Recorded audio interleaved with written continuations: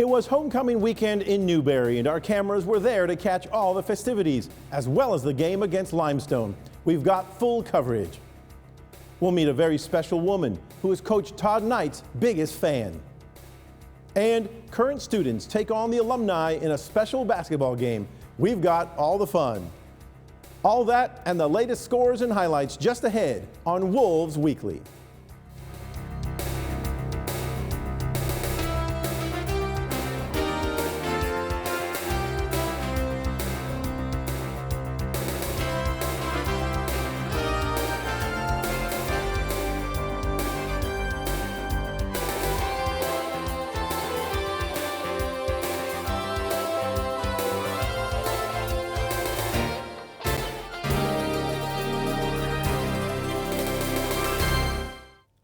From the Langford Center studios at Newberry College, this is Wolves Weekly. I'm Al Della Chica. Last weekend brought members of the Newberry family from around the region and around the country back for the fun and festivities of homecoming. Not only were there reunions and special get-togethers, but Saturday brought a full day of events, capped off by the football game against the Limestone Saints. Our correspondents were on the scene. We begin with this report from Victor Hennian about the homecoming festivities. Newberry's homecoming celebrations took place on November 1st and 2nd. It consisted of many various events from reunions to various sports games such as field hockey and football, as well as other exciting events such as the parade and fireworks. With all this in mind, I wanted to capture what it was like attending Newberry homecoming celebrations. My name's Jack McEwen. I was a student here from 79 to 83. Physical education major back then. I know they've got more now, and member of Phi Kappa Epsilon fraternity. My name is Julie Satcher Wadford. I was here from 89 to 1993. I was a sociology major, and I am an Alpha Z alumni. I'm Shelby. I graduated December of 23, so just a year ago. And what did you graduate in? Oh, I have a major in education. I'm an elementary teacher right now. I love seeing all the changes. I love seeing the improvements, and it feels like home. It's just, I look forward to it every year. It's something we look forward to, getting back with our friends, seeing all the old alumni, and I love seeing the improvements on campus. It just makes me so happy. How was it being back on Newberry campus? It hasn't been too long. It hasn't been too long. It's still weird. Used to walk around, and now I don't do that all the time. I don't see my friends every day like I did. But I got to see them today, so it's pretty exciting. How was it been seeing all your friends again and interacting with everybody at this park? It's like we never left. We just came back and I was like, oh yeah, hey. Homecoming's been great. This is the first time I've been back in 41 years. So it's been an experience just to see the buildings, the new intramural field and what they've done, and everything else they've done. I really hope the best for the college, and hopefully it'll continue to grow. With alumni returning to campus, homecoming was full of celebration, with old friends reuniting and all sorts of events to see. Homecoming started off with a concert on November 1st, leading into November 2nd, which held a plethora of activities: food and gatherings, the market on Backman Court, sports games, the parade, and subsequent band performance, a big alumni gathering photo, and a big fireworks show after the football game. On homecoming weekend, Newberry hosted the Limestone Saints. Prior to the game, the Scarlet Spirit Marching Band gave a spectacular performance.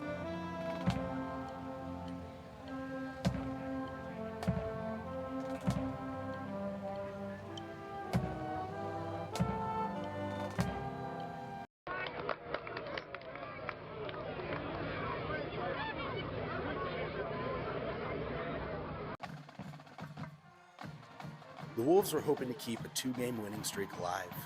They received the opening kickoff led by Reed Sharpia, but were unable to convert.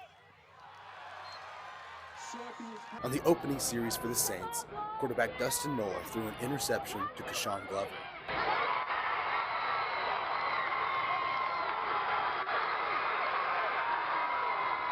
Five plays later, running back Dwayne Wright punched in a 16-yard score. The Saints responded immediately. Dustin Nola took the field and connected with DJ Black on a 40-yard touchdown. With the score 7-7, both teams would trade punts. That was until, with 4 minutes left in the half, Doug Washington fought for a 2-yard score. The extra point gave the Saints a 14-7 lead. True freshman Coleman Gray came in due to a second quarter injury of Reed Sharpia. A sack on third down forced a punt. With just under 2 minutes in the half, a long pass to Mikey Jones set up a 3-yard rush for Kevin Longley. Newberry took the field, but punted. The punt was muffed by Jamarian Jones and gave the Wolves another shot. On the last play of the half, Coleman Gray's pass was picked off by Josh Shapiro. The Saints led 21-7 at halftime. Limestone opened the second half with a 55-yard connection to TJ Black. Coleman Gray was then sacked by Luke Janik before throwing an interception to Malachi Ray.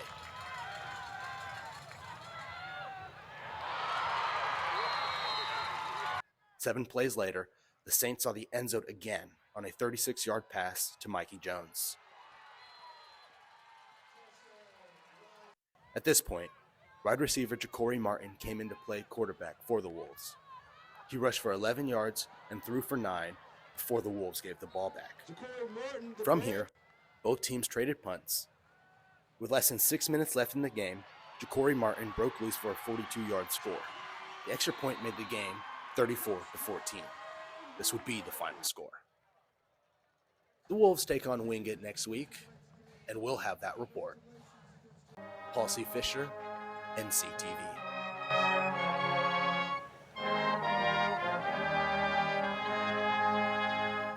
And the Saints spoil homecoming with a 35-14 rout of the Wolves. Limestone tied the game in the first quarter, took the lead in the second, scored 35 consecutive points, and Newberry couldn't catch up. Worse yet, quarterback Reed Sharpia was injured when he was sacked in the second quarter and did not return.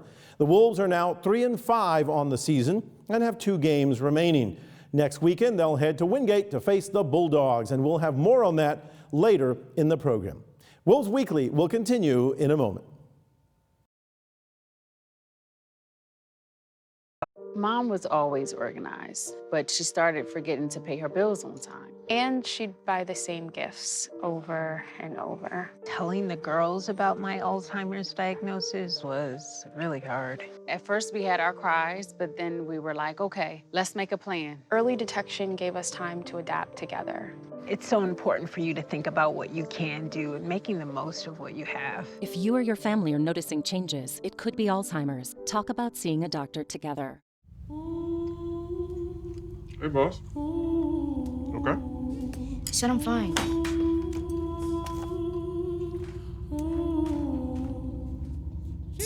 Me the bed, see you in the morning. With the frosted Superman, but it wasn't on it. And we lost it. You can talk to me. It's been really, really hard for me.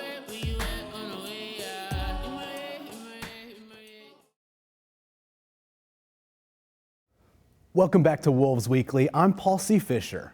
There's a lot that goes into homecoming week and enjoying yourself and be able to be at the events. But there's even more that goes into planning or prepping for an event like homecoming. Here to tell us a little bit about that process and what that's like is the Director of Annual Giving, as well as the Director of Alumni Engagement, Miss Laura Beth Spangler. How are you today? I'm good. How are you? Doing great. We're excited to have you on. I'm excited to be here. Thank you. Yes, absolutely. So Director of Alumni Engagement, Annual Giving. Yes.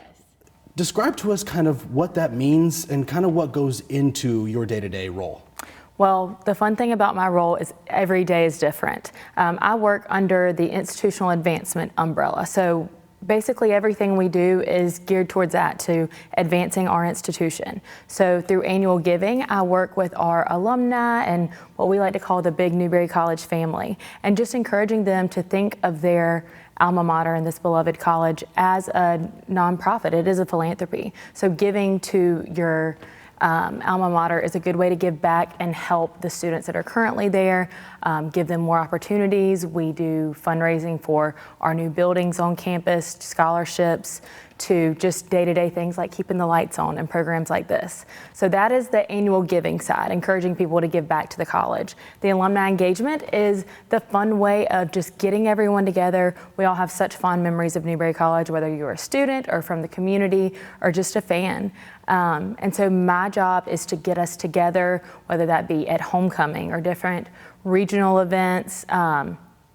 Any opportunity we have to get the Newberry College family together, I like to create that and make it such a big experience for everyone so they can reminisce and enjoy and talk about old college times. Definitely, and that makes a ton of sense. This weekend was another example of something like that.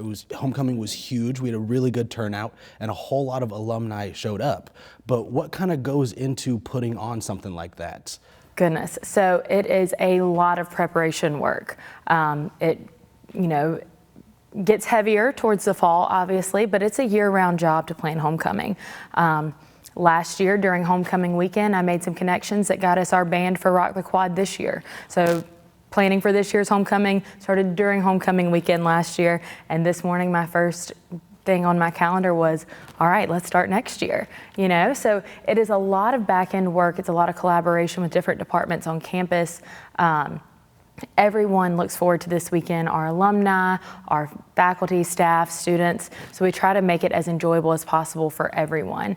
By doing that, I meet with student affairs a lot to plan the week for the students, make sure if there's anything that our office can do to help them, we do. And then also we have our alumni board of managers, which is different alumni who have volunteered their time and money to give back to the college. And so they vote on different things and different events and what's successful, what they've heard from their classmates that they enjoyed the year before, what do we keep, what do we change. So it's lots of meetings, lots of time, but it's fun. And by the time we get to the month of homecoming, it's lots of little tedious things, and then the weekend, all the work is done, and it is just getting to enjoy getting together with everyone who is here to love Newberry College and welcome them home.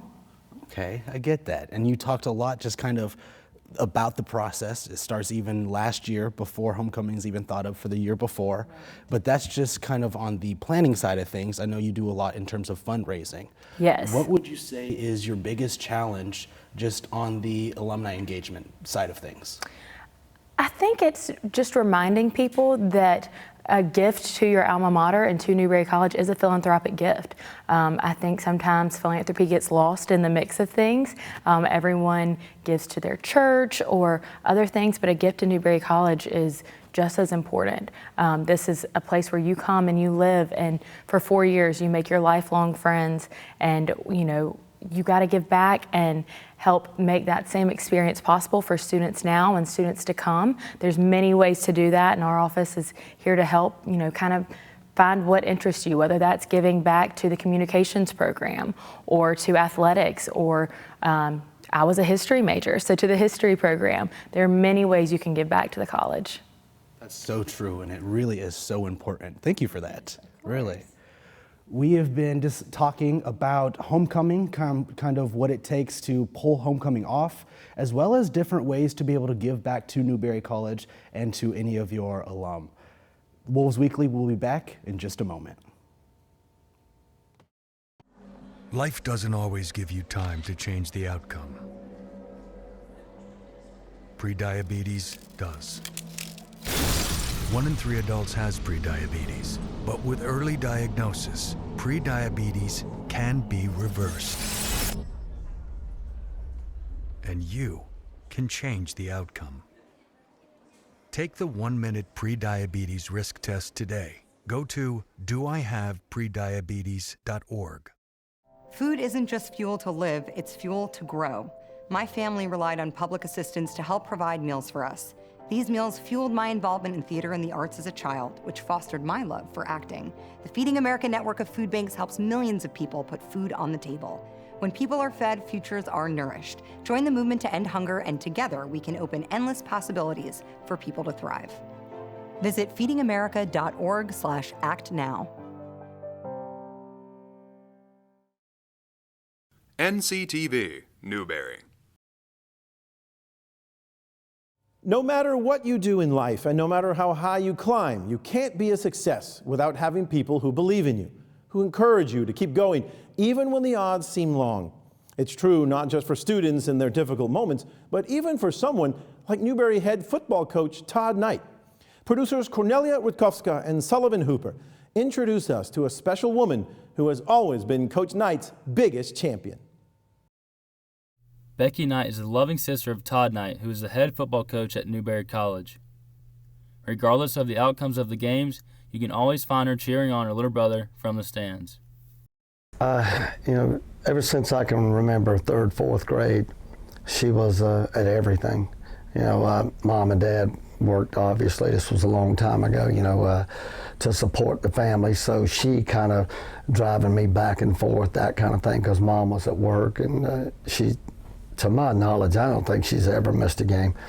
From 3rd or 4th grade all the way through high school, all the way through college, even coaching to this day. I mean, I'm 58 years old. She still comes to every game. We've been following him all through high school, all through college, all through his coaching career, which has been about 34, 35 years with total years of coaching. He's been here 20 years, yes. Been in the conference, the first conference, boy, that was the highlight. And I remember when we hugged each other on the field, and I said, "Take it in, baby. Take it all in, because these are few and far between." Little did I know they was going to go back to back that year, so which was awesome as well. She would come early and iron my clothes, and it got to a point one time to where every time she ironed my pants, we won. And it was a big deal. It didn't matter if we were on the road 10 hours away, she was going to be there early to iron my pants. And I even talked about it to a bunch of recruits, and the guys that came back to different games, they brought it up to me. Now, Coach, has your sister ironed your pants today? Because everybody was kind of made sure she did that, hoping that we would win. And he and I probably was involved in sports more than the others. Now, my other two brothers, they played football as well, but Todd was the standout football player, and he is the baby of the six. So, we all kind of went wherever he went. And Mom and Dad, the entire time that we played sports, I never looked in the stands, nor Todd looked off the field, and our parents wasn't there. And our parents instilled in us that family is so important. That's the most important thing. And so it's easy to follow him, besides the fact that I just love him, that's a given, but I just always have enjoyed watching him play, watching him coach. We've seen him at the highs, we've seen him at the lows.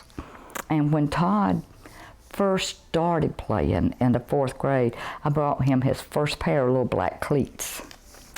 And he wanted to quit one day, he said, because all the other boys were so much older in the 5th grade. He said, and he happened to look down at his little black cleats and said, "Oh, I can't quit because she believes in me."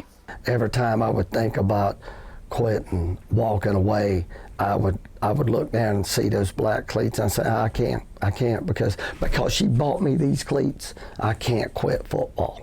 So it's crazy to look back all those years and think just a pair of old black cleats, if I didn't have those cleats, I don't know where I'd be today. I think my senior year, I'd had a couple of concussions and struggling. And back in those days, they'd let you play with a concussion, so it didn't matter. And I was struggling, and on the sidelines, I'd had a towel over my head because my head was just killing me, and I couldn't focus very well. And I took the towel off at one point, and I seen her in the stands looking at me, and kind of gave me enough energy to continue. And that was big for me. She used to write me letters back when people did handwritten letters, and she numbered them. She was like, "This is letter number 1, I'm proud of you," letter. And she wrote all the reasons why she was proud of me. And then a couple of weeks later, letter number 2, I'm proud of you. Letter number 3, I'm proud of you. Letter 12, I'm proud of you. That kept me going in college. I'll never forget that. It's one of those things like I was a pretty decent high school football player, but just like everybody else, when you step into the college game, everybody's good. And as a freshman, you get down.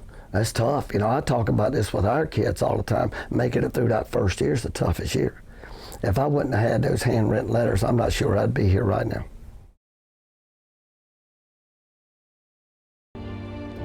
Have you ever helped a fellow veteran? Yes. I do my best reaching out to my brothers and sisters in arms. Have you ever asked for help yourself?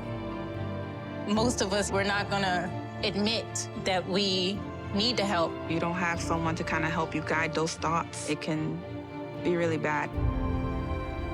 It's just a beautiful space when someone can trust you and say, listen, I need help.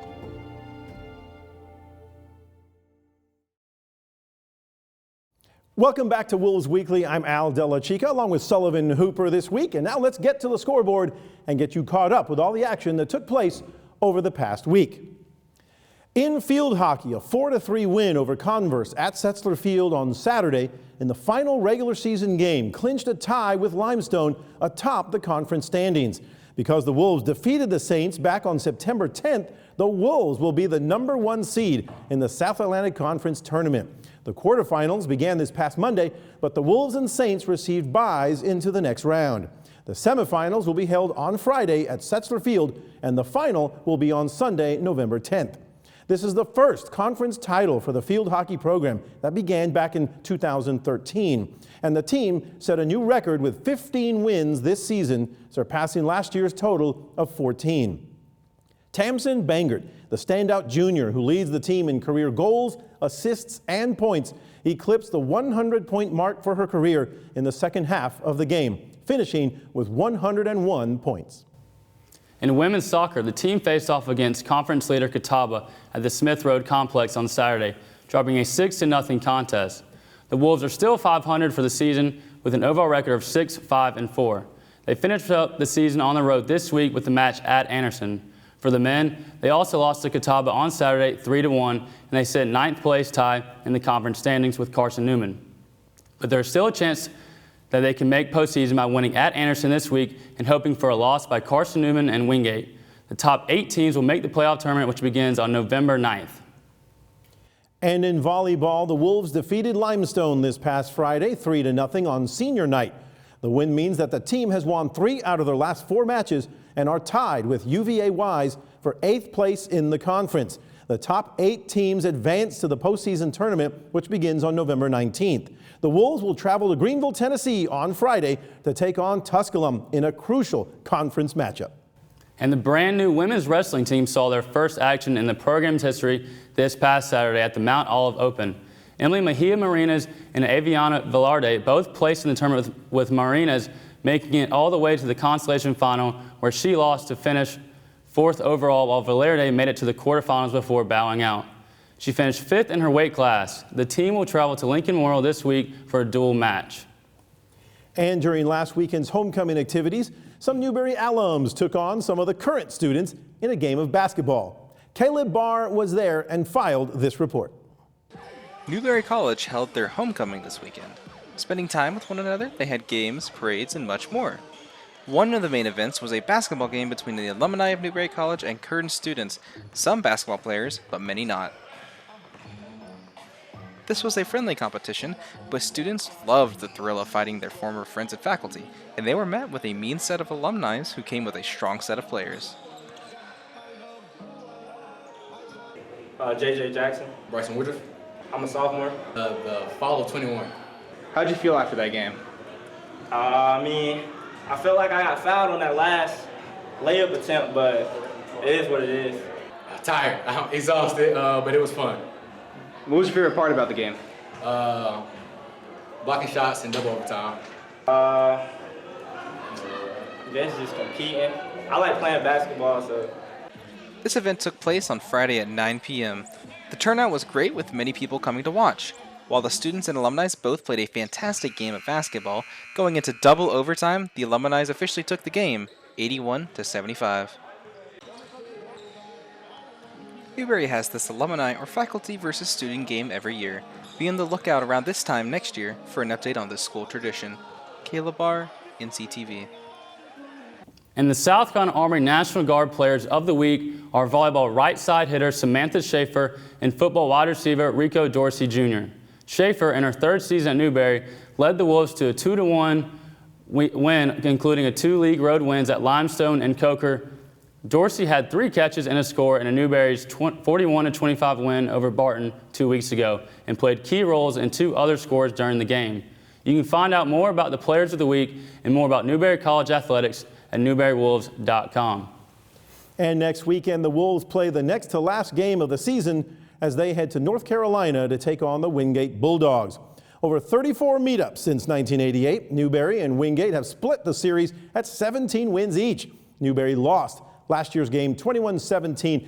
And Sullivan, you know, we had high hopes here at the end of the season, especially going into the game against Limestone. We were looking for that game to be a little more competitive, but 2 things. Number 1, Limestone, they really did. They went over the top. They beat us deep. Coach admitted that in the post-game interview. But the most concerning thing is we lost Reed Sharp. We were just getting ready to go again. We were rocking and rolling with that offense, and now it almost seems like we've got to start all over. That's right, Al. And if you're Newberry, you're playing some really good Wingate teams. So the goal is here to get healthy, number 1, and we got to stop those big plays by the opposing teams. Yeah. I think that's what's on their mind right now, and if they can do that, I think they have a chance against Wingate this coming weekend. Yeah, and you have other teams obviously looking at what happened and maybe seeking to exploit that too, but we hopefully wish Reed Sharpia a good recovery. Hopefully he'll be back on the field, and that game will start at 1:30 next Saturday afternoon, and as always, Jimmy Coggins and I will have the play-by-play for you right here on Flow Sports. And that's all for this edition of Wolves Weekly. I'm Sullivan Hooper. And I'm Al Della Chica. Join us next time for more Wolves Weekly.